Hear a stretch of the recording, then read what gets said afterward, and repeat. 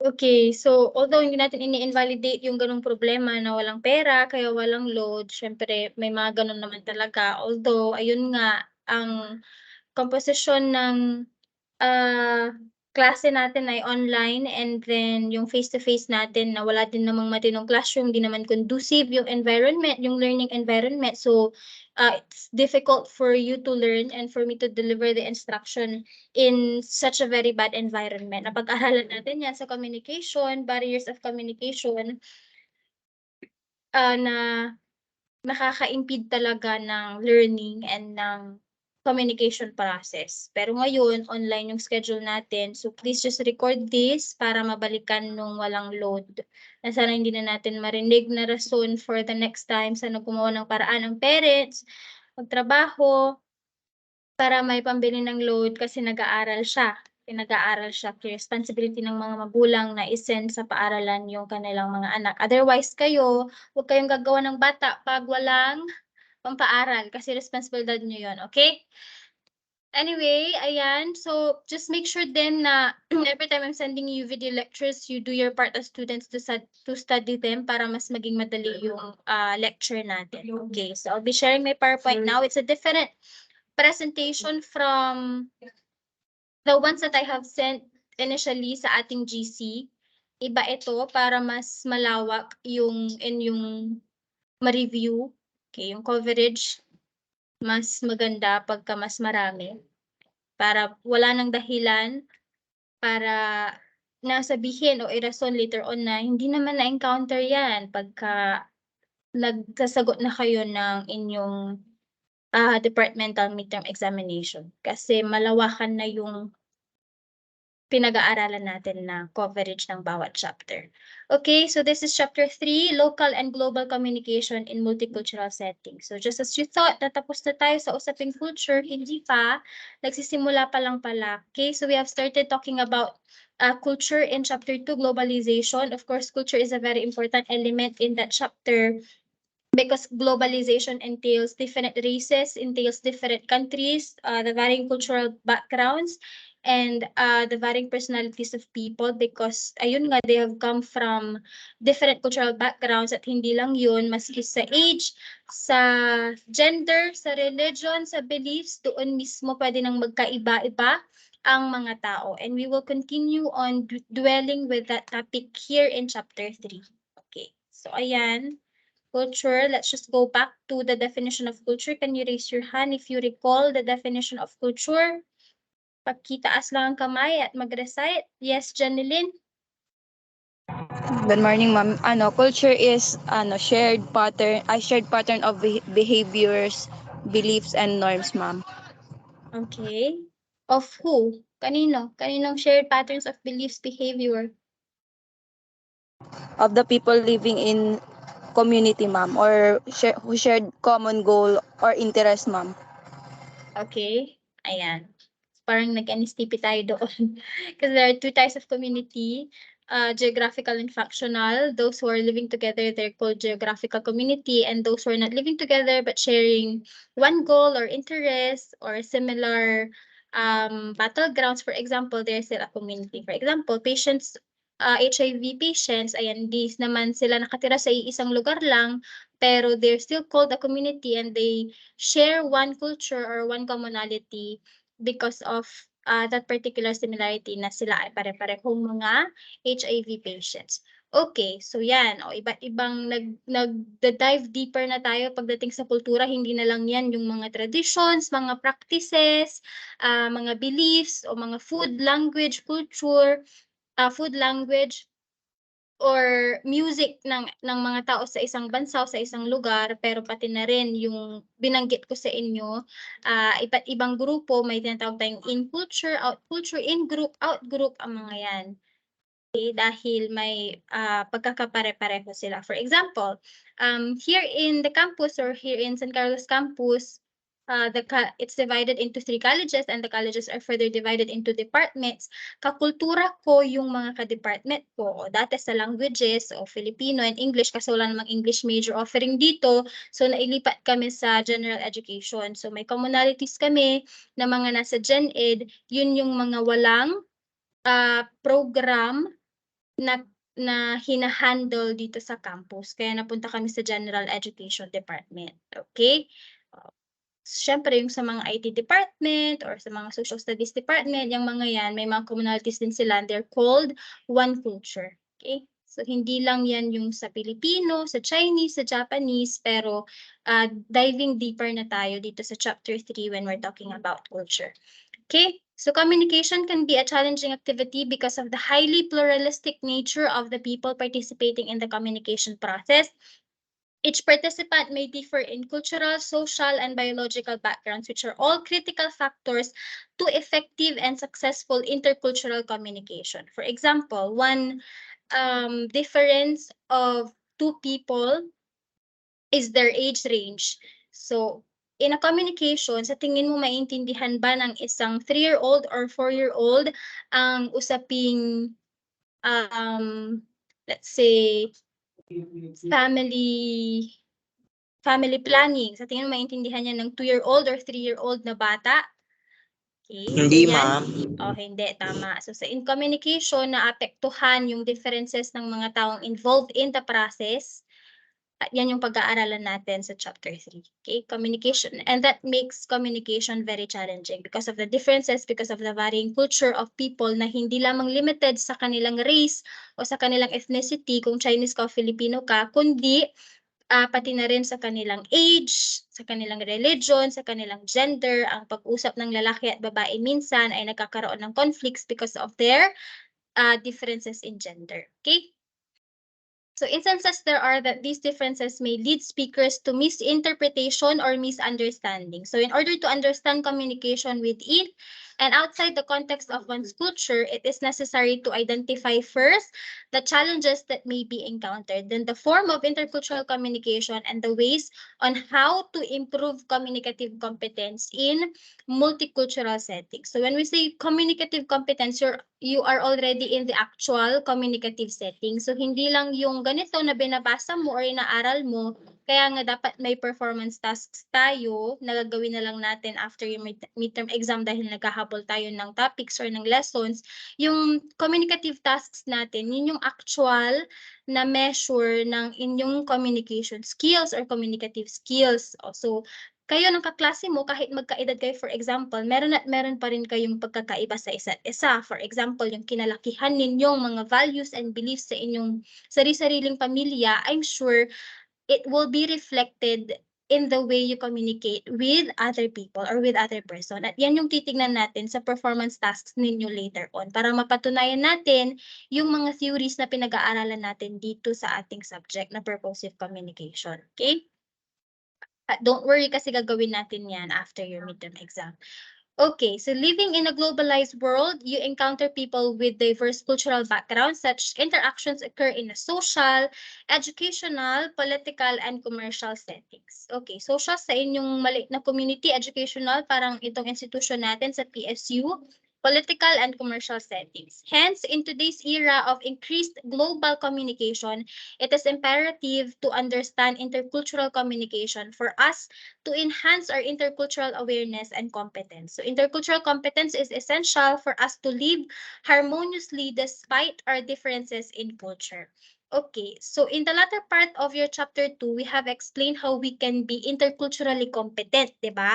And one is to avoid prejudices, second is to avoid assuming similarities, avoid anxiety, etc. Ano pa yung 6 na yun? Yung barriers sa intercultural communication na diniscuss natin sa latter part ng chapter 2 natin. King Paolo. Ethnocentrism. Okay, ethnocentrism, yung feeling mo pinakamaganda na yung kultura mo sa lugar mo kaya hindi ka na open sa pag-adapt sa ibang kultura. That is, again, another one. Okay, very good for remembering it. Ayan, okay. So dito, okay, ayan, intercultural communication. Meron doon sa video na sinend ko yung dalawang circles overlapping with one another. In-explain ko yata yun doon sa video. Who can repeat that and share with the class kung ano ang implication ng dalawang circles na yun overlapping with one another. So, meron siyang gitna, para siyang Venn diagram, kaso yung Venn diagram ay tatlo, yun ay dalawang circles lang. So, what do these two circles represent? And what does it mean by the middle overlapping oblong, tapos yung side-by-side na hindi nag-overlap? Anong ibig sabihin nun? Kasi yun ang summary ng intercultural communication, yung illustration na yun. Two circles overlapping with one another. Wala. Hindi niyo yun napanood? Hindi niyo yun napakinggan? Yeah, let me open Ma'am, di the... po namin na Sige, open ko lang ha. Yung sinend ko sa inyo. Detailed 1A.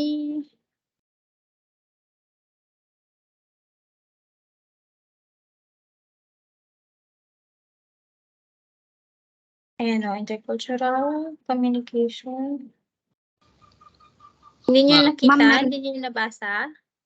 O, Permission. sige, Yung raise sa your akin. hand to be recognized. Ma'am, permission to speak.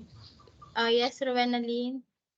Ano po, yung sa overlapping po yung sa two circle po, ma'am, they have common things with one another but they have difference to one another po. O, sino yung they?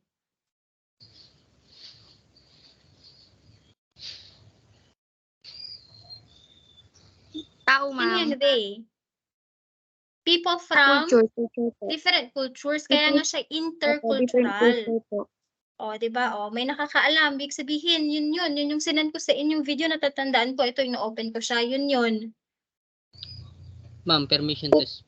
Sino ito? Raise your hand to be recognized. Permission to speak. Ka ng permission to speak. Hindi ka naman nag-raise ng hand. O, yes, Mark Anthony?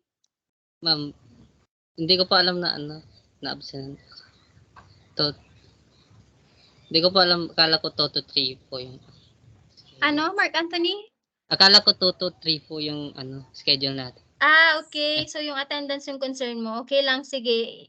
Send your name na lang sa GC mamaya para ma-edit ko yung sa attendance sheet. Na-close ko na kasi. Yun lang ang concern. Yes, ma'am. Thank you po. Okay, welcome. Okay, so tama si Rowenaline. Si Rowenaline ba yung nagsalita kanina? However, I'd like someone to explain that better. Or if you still have other ideas aside from what she said. Tama yung sinabi niya. Ibig sabihin, hindi nyo yung pinanood. Hindi nyo yung pinag-aralan. Siya lang ang nanood nun. Tama yung sinabi niya, the two circles represent two people from different cultures and they have similarities and they also have differences. So, sa ang part ng circle yung similarities nila, sa ang part ng circle yung differences nila. Yun kasi yung summary ng intercultural communication natin, yung illustration na yun. Okay, so kung hindi niyo yung pinanood, imagine two circles overlapping one another. So ganito siya, nag-overlap siya para siyang infinity. Okay, so yung dalawang circles na yon na parang infinity ay dalawang tao na mula sa magkaibang kultura. Okay, ngayon, nasa ang parte ng circle na yon yung kanilang similarities, nasa ang parte yung kanilang differences. Oh, yes, Micaela. Ma'am, yung similarities po nila yung nasa gitna po. Tapos yung very differences yung dalawang bilog po yung nasa kanan tsaka kaliwa po yung differences, ma'am. Okay, okay, that's correct. Now give me examples of differences na na-discuss na natin in chapter 2. Reiteration lang actually yung chapter 3 ng chapter 2, although may mga bagong concepts na pag-aaralan pa natin. Give me examples of differences and give me examples of similarities. The differences can actually also be the categories to fall under the similarities. Ganon din. So kung may pagkakaiba sa age, meron din namang mga tao na pareho ang kanilang age, tama? So kung may pagkakaiba sa religion, may mga tao din na pareho ang religion. So all these categories falling under differences ng isang tao, pwedeng yun din yung maging similarities ng mga tao. But in intercultural communication, again, the two circles here represent two people coming from varying cultural background, coming from different two different backgrounds. And then, kahit na nagmula sila sa dalawang magkaibang kultura, meron pa rin silang for sure similarities. Yun yung nag-overlap, okay? Yun yung nasa gitna, and then the left and right part of the circles will be their unique features or unique characteristics. May there be in physicalities or in their beliefs, etc. Okay, another question to measure kung sino yung mga sumusunod sa instruction ko ha. Do your part as student. Sabi ko, oh, very good. Ililista ko nga. Sino yung nag-recite kanina? Si Rowena Lynn, and who's the other one? Rowena Lynn and Micaela, ma'am. Micaela. Okay. Oh, next question to see kung sino mga nanood nun. What is being implied by the top of your iceberg? Diba iceberg daw ay best way to explain how a culture is manifested in one country. So meron tayong underlying, meron din tayong nasa top. So ano yung ini-imply ng nasa top? Ano yung ini-imply ng underlying? Yung nasa baba, yung hindi nakikita. Oh yes, Mary Joy Morales? Ma'am, yung sa part above water illustrates the tangible expressions of culture like behavior, clothing, and food, while the below the surface are the attitudes, beliefs, values, and meanings po. Okay, exactly. Very good, Rowena Lynn. Yan mismo yung nandoon sa ating video lecture. So the part above the water, yung tinatawag natin na tip of the iceberg, yun yung mga observable culture ng isang tao, such as one's behavior, such as one's food and clothing. Yan yung mga nakikita natin, something that is tangible. When we say tangible, these are the things perceivable by your senses. And what are your senses? Your sense of sight, your hearing, your taste, your tactile. Ano pa yung isa? What did I miss? So smell, taste, hearing, sight, and then tactile. Ayan, yung touch. Yung 5 senses. So, ang pagkain ba ay nahawakan, natitikman? So, it's perceived by your 2 senses, kaya nandoon siya sa top of the iceberg. It's iceberg, okay? At yung mga hindi naman nakikita, things that are not perceived by your senses, things that cannot be seen, cannot be touched, smelled, or heard, these are your underlying characteristics. Okay? Ito yung mga beliefs ninyo, values ninyo na hindi naman nakikita but implied, okay? Implicitly and nagmamanifest sa personality ng isang tao. Pero hindi nahawakan. Ang religion na hindi nahawakan, it's abstract, tama? Ang pagkain ay nahawakan at natitikman na amoy. Okay? Pwedeng naririnig pag doon sa paggigisa. Okay, so you get the point? Yung above the sea water natin, yun ang tinatawag natin na anong klaseng kultura? Raise your hand. Tangible culture. And then the cultures below or the underlying doon sa baba, yung hindi nakikita, anong tawag doon? Just the opposite of your tangible, intangible. Okay? Let's continue with our discussion. Kunti yung mga sumusunod sa inyo ha, mga nanood at nag-aral nun. Very good to the following people. Rowena Lynn, Micaela, Mary Joy. Ayan, 3. Okay, let's continue.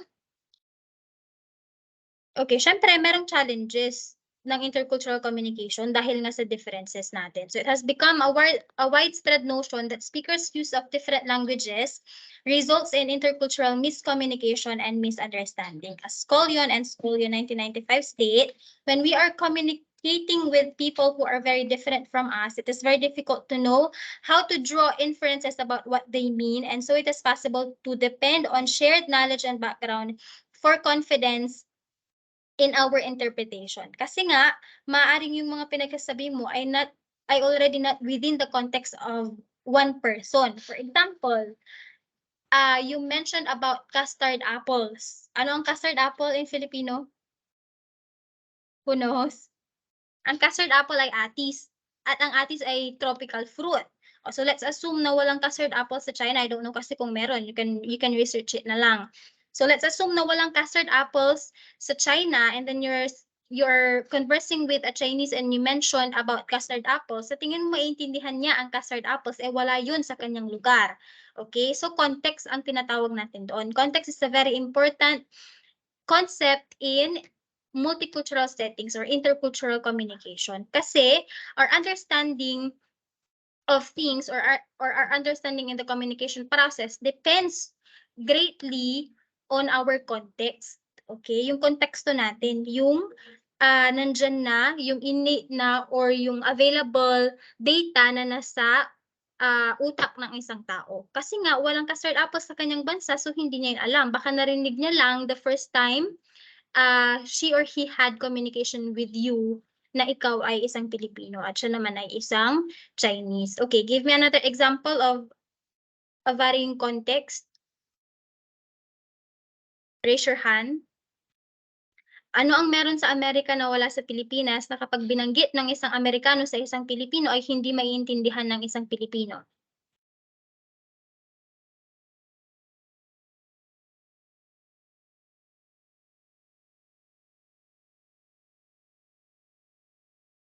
Raise your hand. Isip-isip.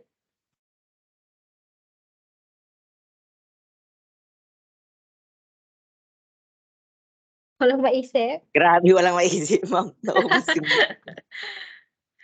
Sabi ko sa inyo, mag-prepare kayo para madali na lang yung discussion natin. Hindi lang naman sa pagkain, maaaring may mga salita din. In example ko sa inyo yung salitang barn dati, B-A-R-N. Of course, I already know the word from high school, pero parang an average or an ordinary student will not understand barn kasi dito sa atin, kapag, for example, sa isang farm, ang tawag lang natin doon sa pinag-i-storan natin ng mga pagkain ng alagang hayop or yung mga imbakan ng palay, for example, or ng bigas from the farm. Anong tawag natin doon? Storage, di ba? Anong tawag doon? May bodega, tama?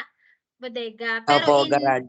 correct. Pero sa Amerika, lahat halos ng bahay doon ay meron silang barn. Okay. Ngayon, kung makikipag-usap si Amerikano sa Pilipino at minention niya yung barn, maaring hindi maintindihan ng Pilipino yung salitang barn kahit na it's a very simple word. Kasi nga, hindi existing dito sa Pilipinas. Okay? Kasi ang meron sa atin ay bodega na parang storage room lang naman when you are to translate that in the English language. Okay, so mga ganong examples yung tinutukoy natin sa intercultural communication. Mga bagay na hindi mo maintindihan kasi galing kayo sa magkaibang kultura. Okay? Alright, so let's proceed. Oh yes, Melody, you have example? You have another example? Yes, ma'am, yung sa symbol po. Okay, tama, Yung- correct, very good. Yes, ma'am, yung wait lang po. Ma'am, yung ganitong kamay po. Yung Yes, I mentioned that in Ganyan the po. video lecture. Okay. yes, ma'am. Ano po, yung symbol po na yun is marahil iba yung meaning dun sa dito sa Pilipinas and then sa ibang bansa. For example po yung dito sa Pilipinas, it means okay, Mm. 'di ba po? Tas Also in Sa- the USA, that means okay. yes po. And then sa Brazil naman po, yung para sa kanila po, yung insult po yun, yung pag ganon yung kamay po. Correct. So pag Yun lang po, nagganyan ka na very good, Melody, pag nagganyan ka na hand gesture sa isang Brazil, baka punitin to ka, kasi insult nga yun. So you have to learn the culture of one. It's very important to learn the culture of other people, lalo na kapag pupunta ka doon para hindi ka inosente at may mga nakukulong actually dahil sa pagiging unaware. So, kasi nga sabi nila, ignorance of the law excuses no one. So, for example, may batas sila doon na hindi ka pwedeng hand gesture ng ganito, pero dahil hindi mo alam at nahuli ka, for example, ng CCTV or ng tao, tapos na-report ka, hindi ka ligtas doon. Okay? So, differences in symbols, katulad na in example ni Melody, sa mga Pilipino, sa mga Amerikano, ang ibig sabihin ng symbol na ito ay okay. Tapos kung babalikan ninyo yung mga moments ninyo noong high school, ang ibig sabihin nito ay 666, di ba? Yung nagsisearch kayo sa YouTube ninyo, Illuminati, ganon. Sino yung mga nakaka-relate na yung mga sisearch na dati sa YouTube, mga Illuminati, Lady Gaga, ganon. So, yung ganitong symbol daw, ay 666 or yung monster kasi ayan no. Ayan, so yung pinky finger magfo-form ng 6 doon sa circle, and then the ring finger, and then the middle finger, yan 666. Okay, so iba't ibang meaning, iisang hand gesture, pero it can actually mean a lot of things. Okay, so for people with rigid thinking, this may mean 666. For people living here in the Philippines and in the US, this means okay, all right. Or for a certain group, such as our group back in college, this means basic. O, pagka na ganito kami, basic. Pero actually, another context na naman, basic ang tawag namin dito, pero ang context namin doon ay pinapagaan lang namin yung mga loob namin or sarili namin kapag maraming tasks given by our professors. So, pagka binibigay nila, instead na magmukmuk kami, ay basic, gaganon lang kami. Pero sa loob-loob, ano ba yan? Ang dami-dami, ganon. So, we just use this hand gesture to say basic. Ayan. So, different meanings by different groups of people, by different culture. Okay? Ano pa? What else? Ayan, to Chinese and Japanese, this means money. Kasi yung circle, yung bilog. Okay, so to US and Filipinos, to Americans and Filipinos, this means okay, alright, or basic. To Chinese and Japanese, ang ibig sabihin ng hand gesture na ito ay money. Okay, so iba't iba. And to Brazil ay insult nga. Okay. So that is how challenging intercultural communication could be. Your meaning may not be the generated meaning of other people. And be careful kasi buti sana kung hindi niya lang alam yung ibig sabihin, paano pagka ang ibig sabihin niya ay yung example ni Melody na insult. So may insult siya, kakainisan ka niya, kakaayawan ka niya, o baka mag-cause pa ng mas pangit na result kaysa sa inis lang. Okay, so indeed, the lack of shared knowledge and beliefs and cultural diversity make it more complicated to arrive at the correct inference or interpretation of meanings. But it can also be argued that English is now a global lingua franca. In fact, with ASEAN integration, English has been declared the official or working language of ASEAN. So which is one language to be spoken or used by many countries, including the 10 member countries of the ASEAN. What else can go wrong?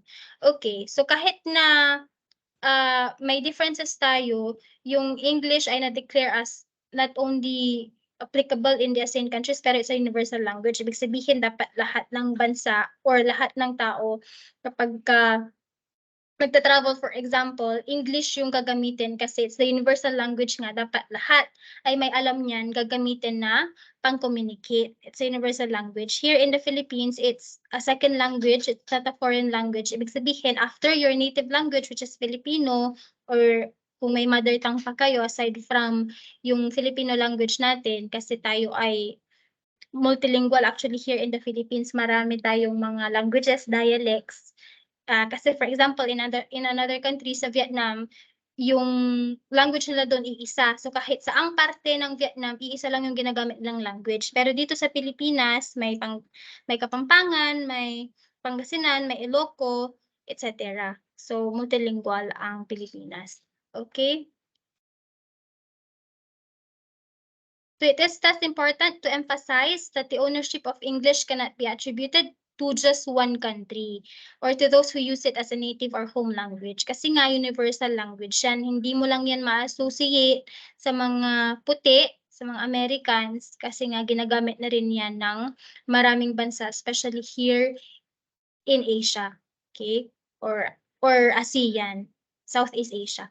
Okay, so the varieties of English spoken by different speech communities have evolved for a reason. They use it for communal purposes. So these varieties have been heavily influenced by the local culture and its speakers. Okay, now let's proceed to the forms of intercultural communication. Ano ba yung iba't ibang forms ng intercultural communication? How does intercultural communication, how does communication between people coming from varied cultural backgrounds happen? Okay, number one, basahin muna natin ito. Sabi niya, communication is like a kaleidoscope. Who among you is familiar with kaleidoscope?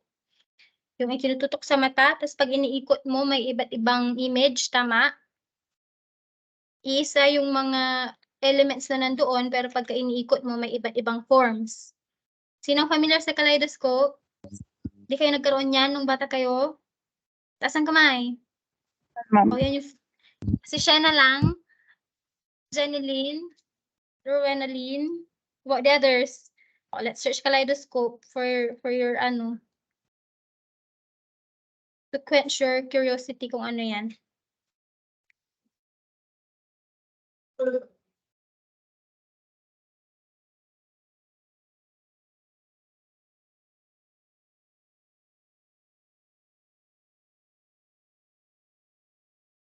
Okay, I'll stop sharing muna para i-share ko sa inyo yung itsura ng kaleidoscope. Because it's a very good representation of forms of communication, intercultural communication. So, ayan ang kaleidoscope. Nakikita na? I get. Yes. O, gets na? Ayan, bubuksan mo yan. Tututok mo sa mata mo. Pag inikot mo, may mga iba't ibang forms. So, iisa lang or pare-pareho lang yung elements dyan na nandyan. Pero kapag inikot mo, may iba't ibang forms, iba't ibang shapes, iba't ibang drawings, ganyan. Pero iisa lang yung objects na nandyan sa kaleidoscope na yan. Okay? In relation to intercultural communication, let's read this. Communication is like a kaleidoscope, many units of different sizes, shapes, and color. Balik na natin pala sa PowerPoint. Okay, let's go back here. So communication is like a kaleidoscope. Many units of different sizes, shapes, and color make up the whole picture. Any action, shift, or change adjusts the pattern and the relationship of all the units to each other, thereby altering the picture. Okay, so sabi niya, ang komunikasyon ay parang kaleidoscope. Maraming sizes, maraming shapes, maraming colors, na bumubuo doon sa iisang letrato. Any action, any movement, kapag ka-shinif mo yon, in-adjust mo, minove mo, nagkakaroon ng panibagong mukha, panibagong itsura. Pero pare-pareho lang naman yung ginagamit ng mga elemento. Sabi nga natin, all languages have letters and or symbols. Okay, so in most of the countries, puro letters lang naman ang ginagamit. Pero in China, ay symbols, tama? Walang letters sa China eh, di ba? Mandarin man yan o ibang language in China, puro mga symbols lang. Tama? Nagigets? Nakukuha na picture yung sinasabi ko. Alam niyo naman ang letters at symbols, tama? Yes, ma'am. Participate class ha. Ang letters natin ay ano? Review. A to Z. And then symbols natin. Give me example of a symbol. An arrow, di ba? That's a symbol. Ano ba yung mga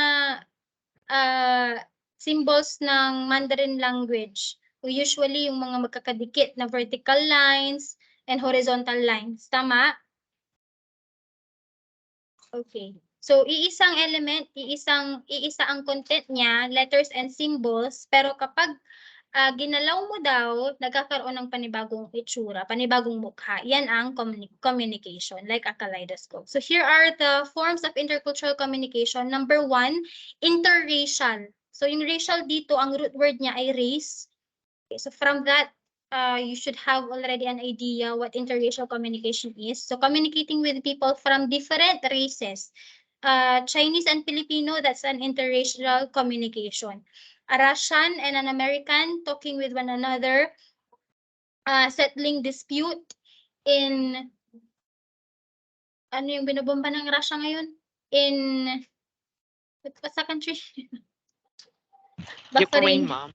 Oh, in Ukraine. Ukraine. Okay, so an American and a Russian conversing with one another, settling dispute in Ukraine. That's an interracial communication. Okay, number 2, interethnic communication, interacting with people of different ethnic region or ethnic origin. Ang example dito ay parehong Pilipino pero magkaiba ng ethnicity. Badjao at saka, give me one ethnicity in the Philippines. Hiligaynon. Igorot. Okay. Badjao at Igorot, nag-uusap silang dalawa, interethnic communication yon. So parehong mga Pilipino pero magkaiba ng ethnicity. And that is different from your interracial kasi sa interracial, completely different races. Pilipino at Russia or Russia at America, ang example natin sa interracial. Okay, number 3, international communication. Communicating between representatives from different nations can be actually classified or categorized under interracial communication pero separated siya. So communicating between representatives from different nations, yung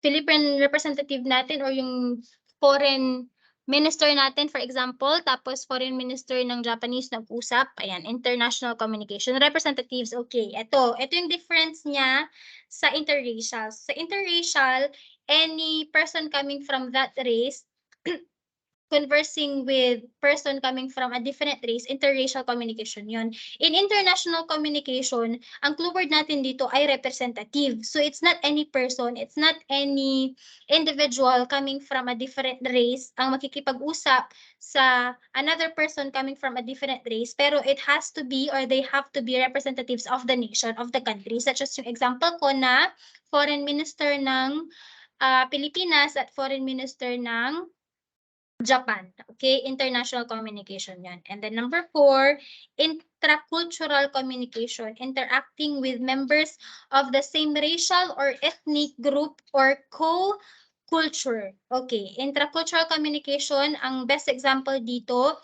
ay people who share similarity, yung functional community natin. So again, yung difference ng geographical at functional, kapag ka-geographical, people living together. Kapag ka-functional naman, not necessarily living together, pero they share one commonality, one battleground, something they are fighting for, katulad ng HIV patients or badminton players, basketball players, co-culture ang tawag sa mga ganon. At intracultural communication yon. So parehong Pilipino, parehong mga Tagalog din or parehong mga Pangasinense, tapos tinawag silang intracultural dahil sa isang practice or isang paniniwala na magkapareho sila. Katulad ng sa basketball players, magkaparehong activity. Katulad ng sa HIV patients, magkapareho ng pinaglalaban, health problem. Katulad ng English majors, community of English majors, community of TLE majors, ayan. So kayong section kayo, tinatawag, kapag nag-uusap-usap kayo sa isa't isa, tinatawag kayong intracultural communication. O siguro naman dito madali na lang makapagbigay ng example. Ito, may question ako for critical thinking, just to tickle your critical thinking. Bakit siya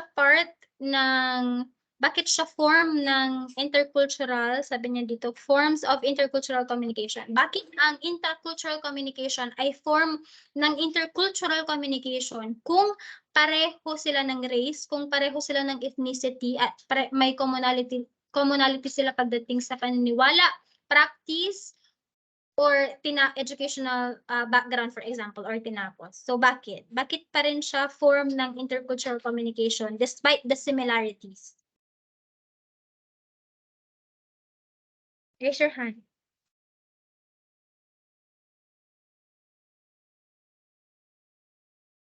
Oh, critical thinking. Yes, Janeline.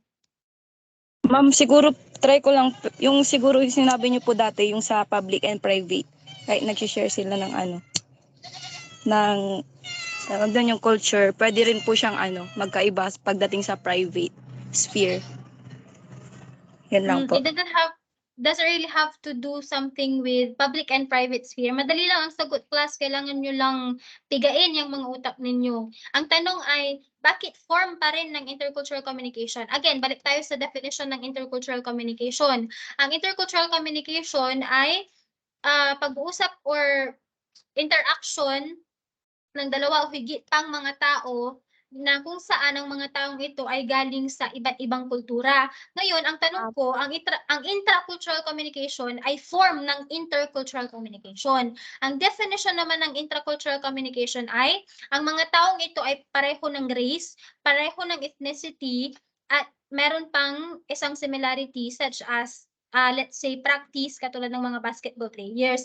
Ngayon, ang tanong, bakit pa rin siya form ng intercultural communication despite these similarities? Madali lang ang sagot. Yes, Jessica. Ma'am, try ko lang po kasi yung mga co-culture mo, sila lang po yung nagkakaintindihan. Kaya ikaw, kung hindi ka naka-co-culture sa kanila, hindi mo po sila maiintindihan unless basketball player ka, ganun po, or guitarist ka. Kung guitarist ka, pwede mo silang maintindihan. Pero pag you're not a guitarist po, yung mga ibig sabihin po nila, hindi mo siya maiintindihan po.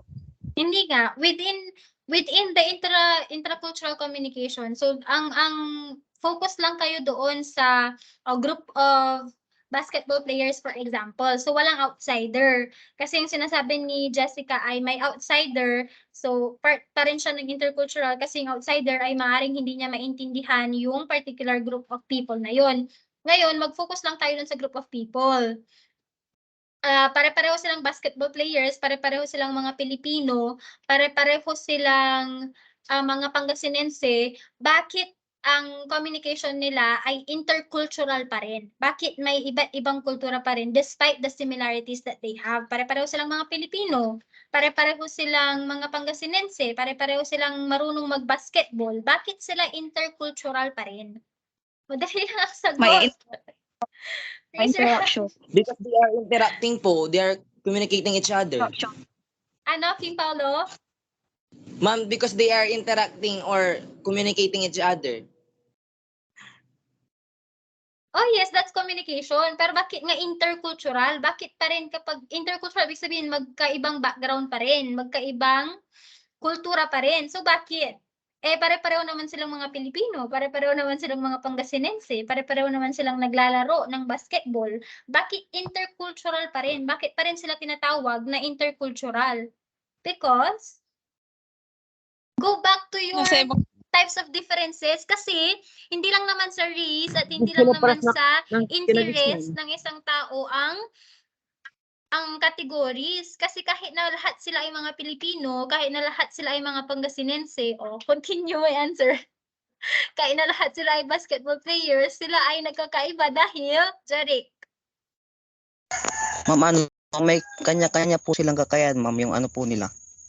Ano dito? Ma'am, yung kakayahan po nila na maglaro. Kunyari yung sa ano po, ma'am, may... Okay, that is one. Tama. Pero madali lang talaga ang sagot, swear. Tama, Jeric, kasi kahit na lahat sila ay marunong mag-basketball, meron pa rin, ang galing niya ay pang VIP, meron pang ordinary lang. That's difference. Kaya intercultural communication pa rin yun. What else? Mark Anthony. Yung sa akin na Mark Anthony, please give chance to others, ha? Wait for me to call your name bago ka mag-recite. Parang Yes, Mark Anthony. Para sa akin, ma'am, yung hindi sila magkakapareho ng movement, ganun.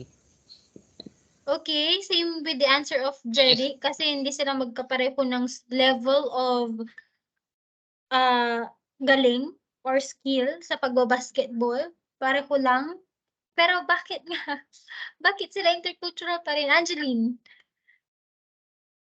Ma'am, because of diversity po ng mga tao po. Correct, yes, diversity. Go on, sige. In terms of age po, tapos religion. Tumpak. Kuha ni this is Angeline Gonzalez. Very good, Angeline Gonzalez, for showing off your critical thinking skill. Virtual round of applause for Angeline Gonzalez. Ayan, kasi nga kahit na pare-pareho silang mga Pilipino, kahit na pare-pareho silang mga Pangasinense at pare-pareho silang mga basketball player, ang mga taong ito ay hindi pa rin naman magkakaedad. Maaaring yung isa 32, yung isa 30, yung isa ay born again Christian, yung isa ay Catholic, yung isa ay nagmumura sa bahay, yung isa ay hindi nagmumura, yung isa ay masipag, yung isa ay tamad, yung isa ay nakatapos, yung isa ay hindi. Kaya kahit na deviating siya from the first three types of intercultural communication, still part pa rin siya ng intercultural communication. Kasi sa interracial, magkaiba ng race. Interethnic, magkaiba ng ethnicity. International, magkaiba rin ng race. Sa intracultural, pareho yung tatlo, pero intercultural pa rin siya because of the answer of Angeline Gonzalez, because of diversity of these people as to age, gender, religion, values at home, etc. Okay? Huwag kakalimutan ang mga nakaraang pinag-aralan. Okay, according to Gamble and Gamble 2008, communication style among cultures differs. It may be high context or low context communication. Napag-aralan natin to, ulitin lang natin. High context is a traditional communication system which adheres strongly to being indirect. Low context naman is it's a system that works on straightforward communication. Okay, so yung doon sa napag-aralan natin sa chapter 2, high context na tao, low context na tao. Dito, communication, kapag ka high context, implied, implicit, kapag ka low context, straightforward at direct yung communication. So in high context, the communication may use figurative language, while in low context, puro literal ito kasi straightforward and direct. Okay, now how can we improve intercultural communication competence? The following guidelines may help us enhance our ability to communicate effectively across cultures. Again, the source is Gamble and Gamble 2008. Number 1, recognize the validity and differences of communication styles among people. Sino nakakaalala nito? Yung communication styles. The manner in which Pangasinenses speak is very hard, while the manner in which Patangueños speak is very soft. Okay, so communication styles, ang tawag natin doon, kailangan mo lang i-acknowledge, i-recognize, para hindi mo sila nami-misinterpret. So learn to eliminate personal biases and prejudices. Baka mas pinapaboran mo ang Amerikano kaysa sa Indiano kasi mas gwapo ang Amerikano kaysa sa Indiano. Hindi pwedeng ganon.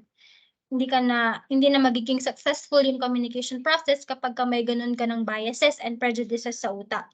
So strive to acquire communication skills necessary in a multicultural world. Okay, let's proceed to varieties and registers of spoken and written language. Nangangalahati na tayo, class. It's just 10:54.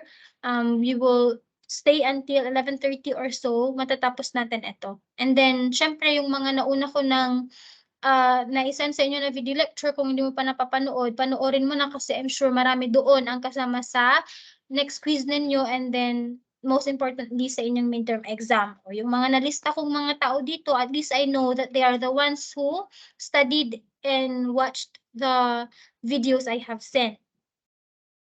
Okay, so here we proceed to varieties and registers of spoken and written language. Varieties, ibig sabihin iba't ibang forms, iba't ibang mukha ng written and spoken language. Okay, so the spoken mode is often associated with everyday registers, while the written mode is strongly associated with academic registers. Okay, yung spoken daw, associated yan sa everyday registers, katulad ng pakikipag-usap mo sa kaklase mo, spoken yan.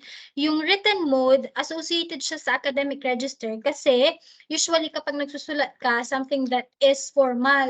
For example, yung pagsusulat ninyo sa klase, o academic yan. Yung pagsusulat namin dito sa opisina, academic. So kapag ka-written, more on academic purposes siya, pero pag spoken, more on interaction, more on how you socialize with the people you encounter every day, whether it in school or at your homes. Okay, so for instance, however, this is not always true kasi nga, ang love letter, for example, ay hindi naman siya academic.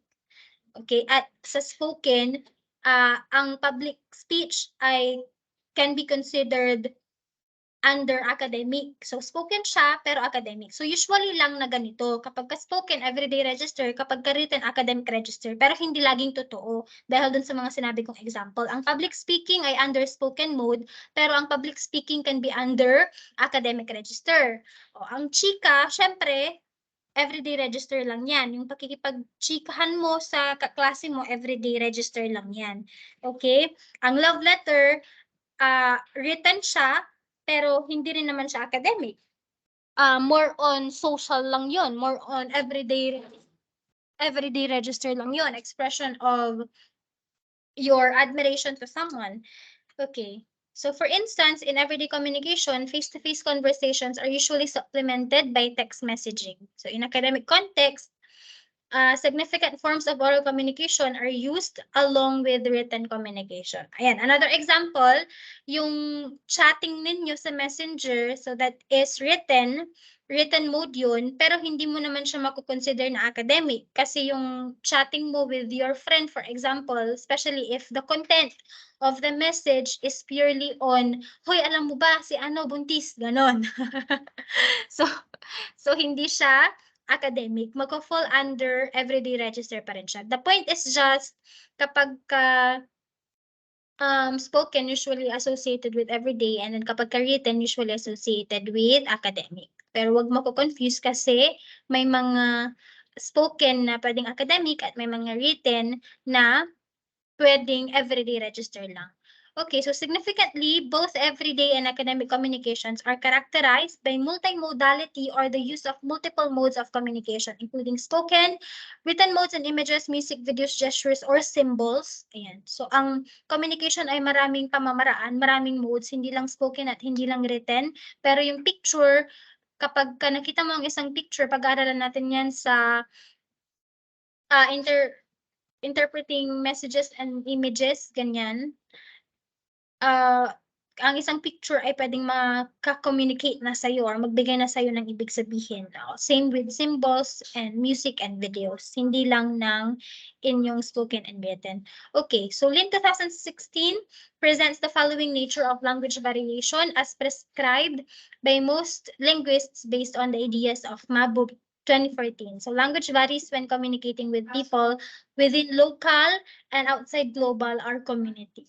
Okay, so isa yan sa pinakaunang variation ng language, local and then global. So kapag global, yan yung tinatawag natin na universal, yung English, and then local, maraming ibang local languages, Mandarin, Filipino, etc. Hi Nico, how are you?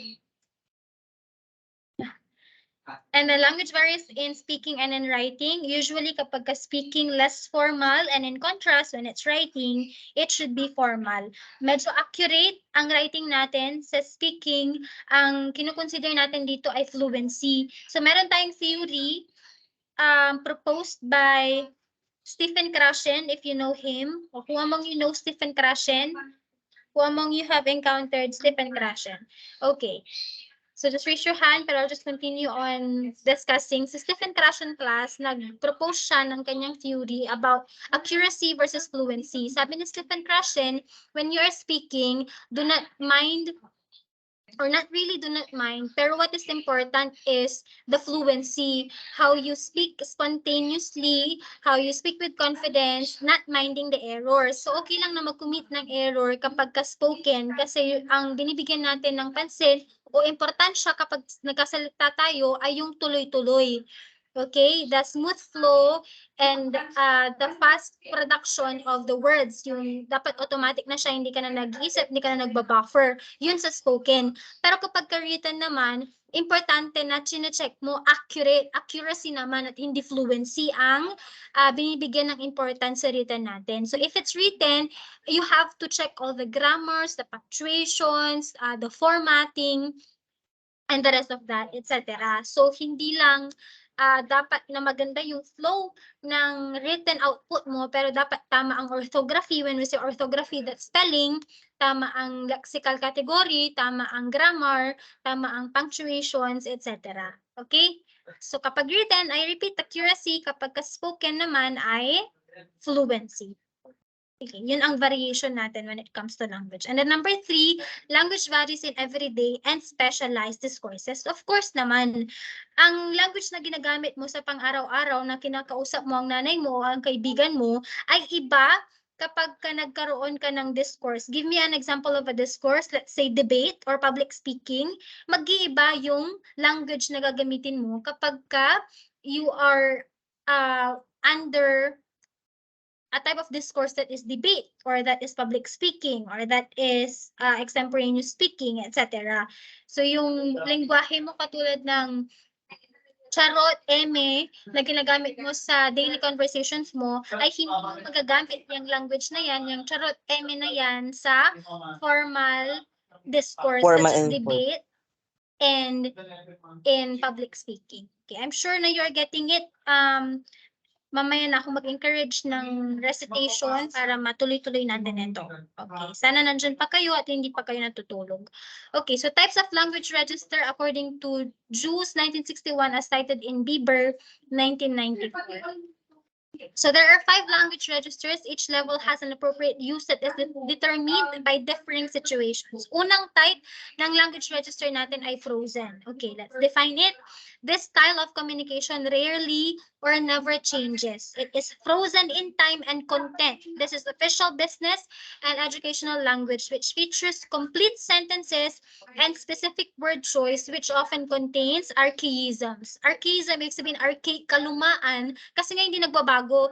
From the time that it was written or it was produced, it never changes up to the present time. Give me an example of a communication that does not change. It's called frozen class kasi it does not change. It is intact, it is solidified, solid, intact, solid, never changing, kaya siya frozen. O di ba ang frozen ay solid, matigas, hindi natitibag, hindi napapalitan, hindi nagbabago. Okay, I will give one example and then from that, you give your own examples. Example of a frozen register, language register ay Lupang Hinirang, our national anthem. That is a frozen language. Kasi Lupang Hinirang from the day it was created, from the day it was crafted, written, produced, and accompanied a tone, until now, it did not change. The lyrics, the content did not change from the moment it was written, from the moment it was composed until today. So that is why it's called a frozen language register. Okay, give me an example. Bible, ma'am. Okay, correct. Bible. Although maraming versions na yung Bible, di ba? May King James Version. Ano pa yung mga version ng Bible? KJV and the rest. So, hindi nagbago yung content perhaps, pero nagbago yung form or format. Okay, hindi nagbago yung ibig sabihin or yung message, pero yung format ay nagbago. Yung words ay nagbago. Paano yung mga hindi nagbabago ang words? Yun ang frozen. Ano? Give me example. Raise your hand. Dictionary. Hindi. Pwede namang magbago eh. Pwedeng magbago ang salita over time. Because of discoveries or because of researches. Shena? Moto. Moto?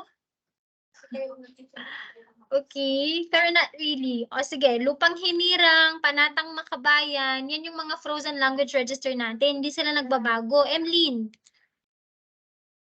Ma'am, yung ano po, panunumpa sa watawat po. Ayun nga, ayun, yung Panatang Makabayan, Panunumpas sa Watawat ng Pilipinas, Lupang Hinirang natin, Oath of Office, basta lahat ng klase ng oath o yung batas. Although nagbabago din naman, pero tinatawag natin siyang frozen kasi solidified siya. It cannot be easily altered or changed or edited unless dumaan siya sa mabusising proseso. For example, yung batas natin, pwede siyang mabago pero dadaan pa sa mabusising proseso na tinatawag nating CHA or charter change na very contentious. Ibig sabihin, pinag-uusapan pa kung itutuloy o hindi. So frozen, intact, solidified. Yun ang first type of language register natin. Okay, example, ito yung sa preamble natin, that's frozen language register. Preamble ay part of yung constitution natin. So we the sovereign Filipino people, etc., yan ay tinatawag na foreign frozen type of language register. Okay, second language register natin, formal or academic. So this language is used in formal setting and is one way. This use of language usually follows a commonly accepted format. It is generally impersonal and formal. It is often used to show respect. Word selection is more sophisticated. When we say sophisticated, it is academic sounding. You're not using words that you usually use in your daily conversations, pero you select words that are very academic sounding, that are very formal, and that manifest or show authority. Yan ang formal and academic type of language register natin. So word selection is more sophisticated and certain words are always or never used depending on the situation. So in a formal register, the story structure focuses on the plot. It has the beginning and ending and it weaves sequence, cause and effect, characters, and consequences into the plot. Okay, so can you give me an example of a formal or academic language register? Kung ang frozen language register natin ay Panatang Makabayan, Lupang Hinirang, or Preamble Batas, ano naman sa academic natin? Marami.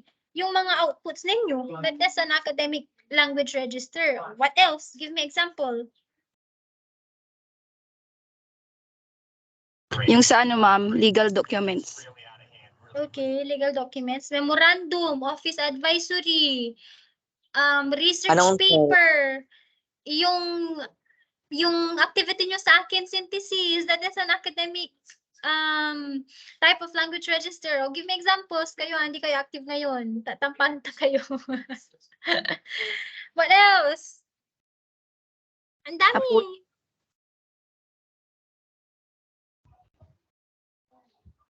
Come on. Pwede rin yung sa You're better than this class. Madali ang topic natin. Medyo technical lang siya siguro kaya nahirapan kayong i-process.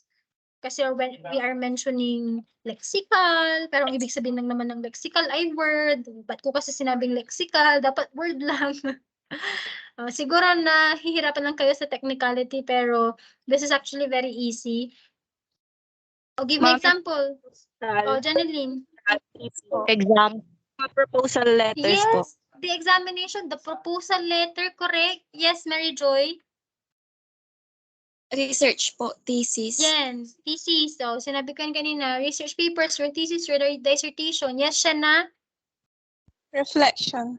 Reflection paper, correct. Your reflection paper, your summary, your synthesis, these are all your formal academic language register. Okay, at Class least you lectures understand po. that. Ano pa? Class lectures po. Class lectures, correct, very good. Ayan, at least naiintindihan na. Okay, enough na. Very good na. Okay, so the strongest reason why we ask for woman a voice in the government under which, ito ay isang statement, academic pa rin siya because of the sophisticated words that are used here. Okay, again, kapag sophisticated siya, hindi yan yung mga ginagamit mo sa pang-araw-araw, pero something that is highly academic sounding, ay yung hindi mo gaanong naririnig, yung kailangan mong i-search pa sa dictionary, yung ibig sabihin, academic yun.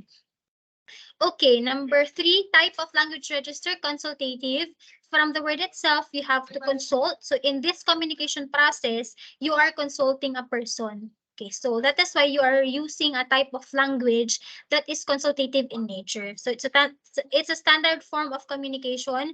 Users engage in a mutually accepted structure of interfaces. It is formal and societal expectations accompany the users of speech. This register can be described as two-way participation naman. Professional setting, background information is provided, prior knowledge is not assumed, interruptions and feedback fillers allowed, more complex syntax and longer phrases, sentence structure need not be complete since non-verbal assists. Hand movements and body language are often used to convey meaning. Okay. Sa consultative, ang mga involved na participant sa communication process na ito ay a doctor and a patient, a teacher Student and and a teacher. correct, very good King Paolo, a teacher and a student. Kasi ang student ay nagko-consult sa teacher, tama. Ang patient ay nagko-consult sa doctor. Ang client ay nagko-consult sa isang lawyer. Ang again, it's called a client kapag ka nagko-consult sa guidance counselor. Okay, and the rest of those people who are often partners, they are using a type of language register that is consultative in nature. So let's go back to the characteristics mentioned here in this type of language register. Sabi niya, it's a two-way participation because unlike in the office memorandum, for example, the office memorandum released by the campus executive director's office does not expect a response in return. So, nag-issue siya ng office memorandum, hindi siya nag-expect na may response or reply doon na matatanggap niya sa opisina. So, one way lang siya. Kinaskade niya lang for her or his subordinates to follow. For example, may instruction doon or mayroong utos na kailangan sundin lang ng kanyang subordinates. Kaya tinawag na one-way ang academic. Ang example ng academic type of language register ay office advisory or memorandum.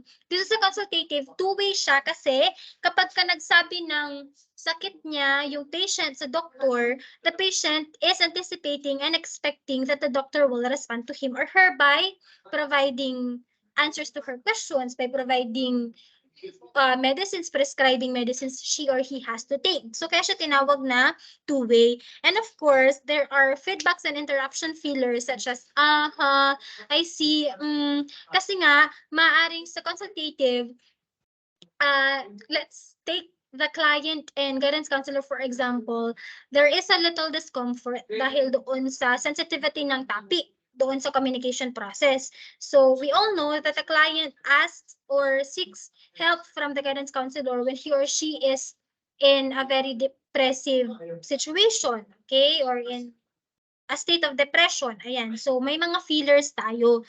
So, ang sentences na ginagamit dito sa consultative type of language register ay maaaring mga fragments lang, hindi buo, maaaring mga phrases lang. In contrast to the academic or formal register natin, na definitely tama ang orthography, tama ang grammar, tama ang punctuation, kasi nga academic siya. Okay?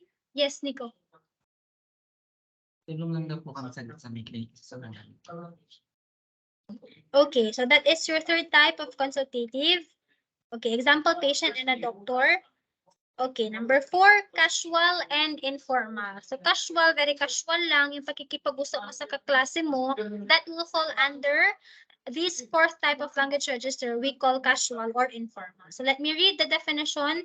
So the language used in conversation with friends, a casual register is characterized by 400 to 500 word vocabulary. Broken sentences and interruptions are common.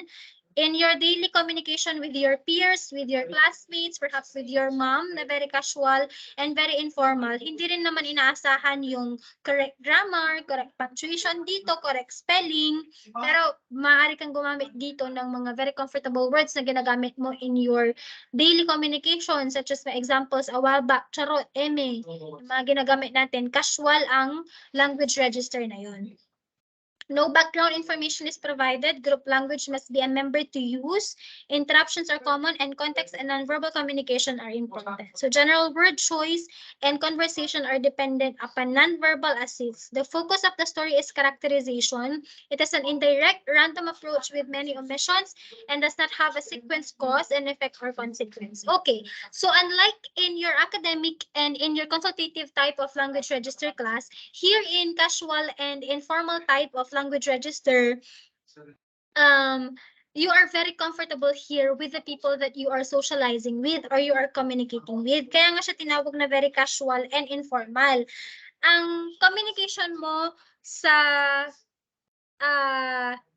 teacher mo, for example, or sa dean or sa campus executive director ay merong discomfort, or sa doctor mo o sa guidance counselor mo ay merong a little barrier, may discomfort. Pero dito sa casual, you are very comfortable and there is little to no barrier dito. Halos masampal mo na yung kaklase mo pag nagkatawanan kayo, tama? So yung communication process na yan will fall under casual or informal kasi hindi mo naman pwedeng sampalin or makipagtawanan ng sobrang lakas sa doktor mo. All the more sa isang guidance counselor kasi medyo serious yung mga content ng communication process kapag ang taong involved ay guidance counselor at isang client. Okay, nakukuha ang difference? Just raise your hand if you're still with me.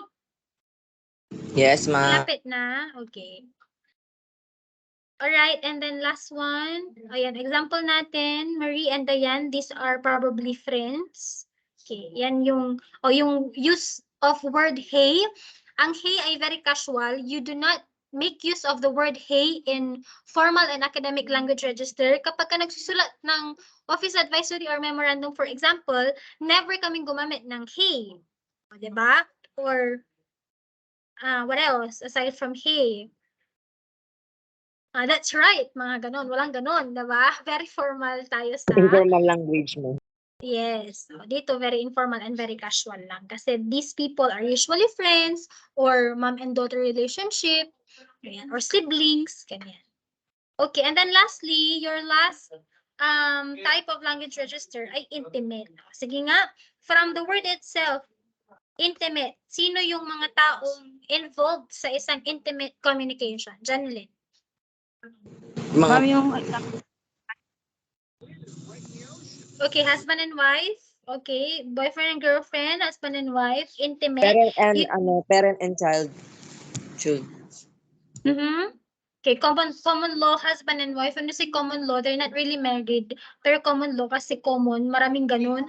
Hindi pa kasal pero naninirahan, living together. So common law, wife and husband will still fall under the intimate. For example, can you give me example of lines or conversations between husband and wife that you do not often hear na hindi mo pwedeng gamitin sa consultative, hindi mo pwedeng gamitin sa casual, at hindi mo pwedeng gamitin sa what else? The frozen. Sige nga, give me a line or a sentence na sinasabi ng asawa sa kanyang asawa na hindi mo pwedeng gamitin sa formal type of language register or casual type of language register.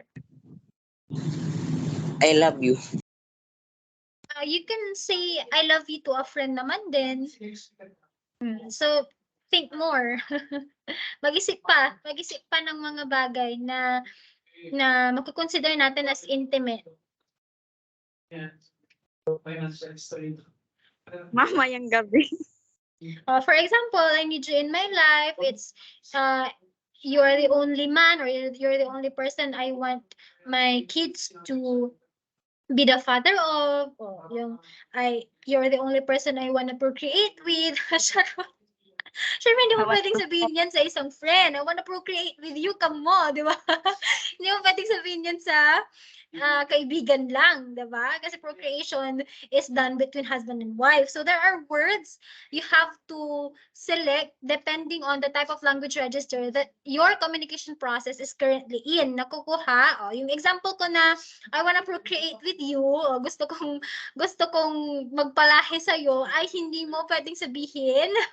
although as a form of joke, parang sinasabi natin yun sa instructor na gwapo or sa isang crush na, sir, palahi naman, ganun. Pero joke lang. Pero in a serious note, especially if your tone is very serious, you cannot do that to an instructor or to a friend or to a doctor, to a guidance counselor, or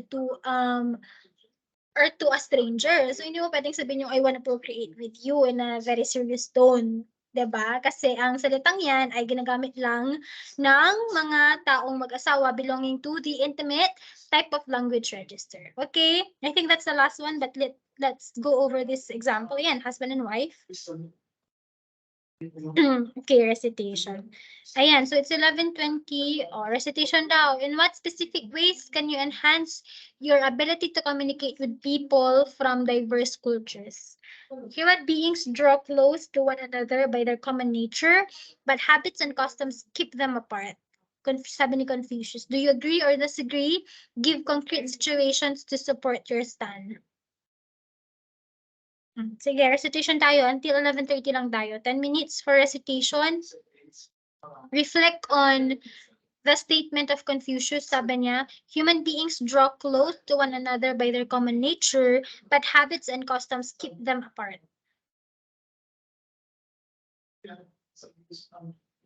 Okay, if I may answer that and give you an idea, parang yung sinabi ko sa inyo dati, I can really be friends with anyone so long as we share common values and beliefs, because it's where I draw the line. So when it comes to food preference, clothing preference, language preference, okay lang yun. Wala akong pakialam doon kung ano ang damit niya, kung ano ang kinakain niya, or kung ano ang language na sinasalita niya, Filipino, Pangasinan, or English, okay lang sa akin.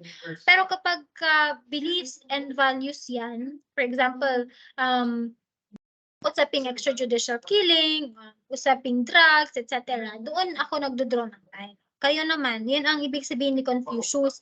Our commonalities draw us together. Kasi nga similarities natin yun eh. So they make us love one another. And then our beliefs, our practices, our values, they make us, they keep us apart. Okay, our habits and customs make us apart. Kasi nga, dyan na nag-enter yung iba't ibang paniniwala natin. So, I cannot be friends, I can be casual siguro or civil with people who loves killing, 'di ba? Siyempre, I won't be bad towards him or her, pero siyempre, I know my barrier na sa kanya. This person loves killing, why will I love her, 'di ba? Ako, I oppose killings, ganyan, etc. O give me one answer. One answer lang until 11:30 lang tayo, and then we strike a pose or group photo, and then I let you go. And I let you go. Oh, very good na kayo doon sa bandang dulo. Doon sa una medyo technical pa, walang nagre-recite. Sa bandang dulo medyo okay na.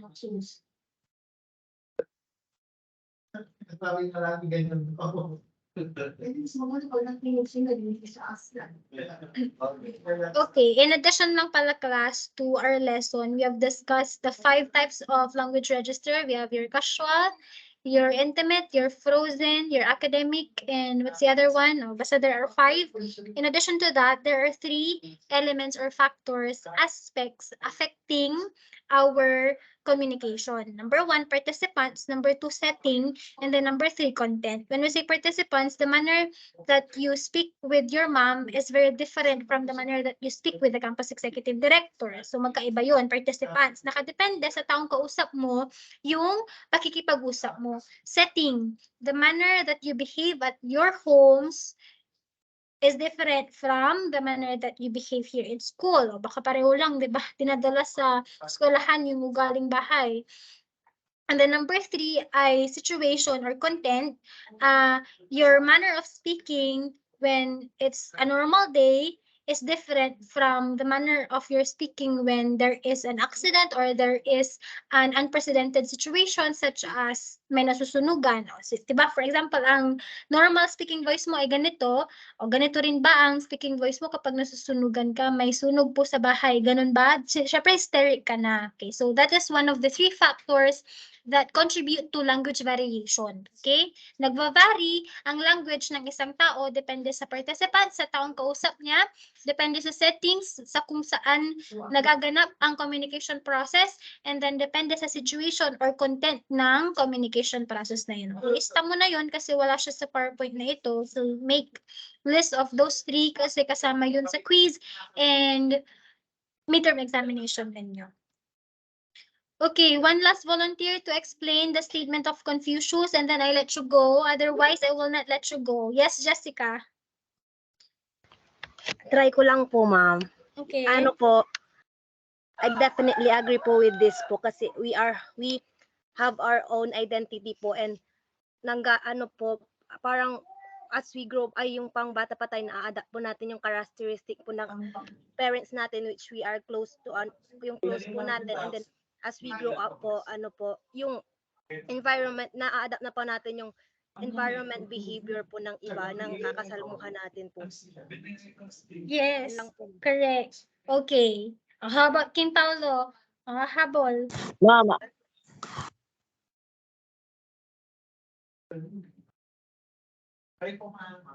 Kim Paulo, you're not audible. Ma'am, audible na po ako.